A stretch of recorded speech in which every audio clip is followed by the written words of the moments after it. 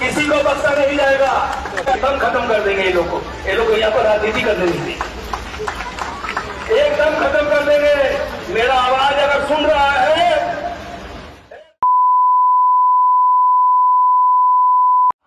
आवाज सुन रहा है तो सुन ले। কলকাতা পুরসভার ৮০ নম্বর ওয়ার্ডের তৃণমূল কাউন্সিলর আনোয়ার খানের ভাইরাল ভিডিও ঘিরে বিতর্ক। সামাজিক মাধ্যমে পোস্ট করলেন বিজেপি নেতা সজল ঘোষ।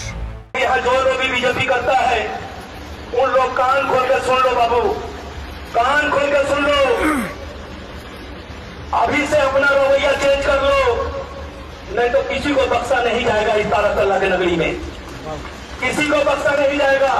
एकदम खत्म कर देंगे ये लोग को यहाँ पर राजनीति करने नहीं देंगे, एकदम खत्म कर देंगे। मेरा आवाज अगर सुन रहा है,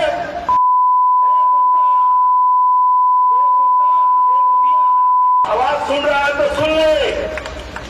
প্রশ্ন উঠছে বিরোধীদের উদ্দেশ্যে কেন এরকম হুমকি, কেন কদর্য ভাষা প্রয়োগ। তৃণমূলের ভাষা আন্দোলনের প্রসঙ্গ তুলে বিঁধলেন বিজেপির সজল ঘোষ। ভাষা ইস্যুতে তৃণমূলের ন্যারেটিভকে কাউন্টার করে প্রশ্ন তুললেন, যে দলের প্রতিষ্ঠাতা বাঙালি সেই দলই বাংলা বিরোধী। এই যে দলটার প্রতিষ্ঠাতা একজন বাঙালি, সে বাংলা বিরোধী না মমতা ব্যানার্জির সেই প্রজাতির লোকেরা বাংলা বিরোধী যারা বলেছিলেন যে আমি যে গরুর দুধ খাই তার লাথি খেতে হবে। আজকে লাথি খাচ্ছে বাঙালি, তাই বাঙালিকে বুঝতে হবে কোনটা ঠিক আর কোনটা বেঠিক। দলীয় কাউন্সিলরের এমন মন্তব্য প্রসঙ্গে মুখ খুলেছে তৃণমূল। রাজ্যের মন্ত্রী শশী পাঁজার মন্তব্য, উগ্র ভাষা ব্যবহার সমর্থনযোগ্য নয়।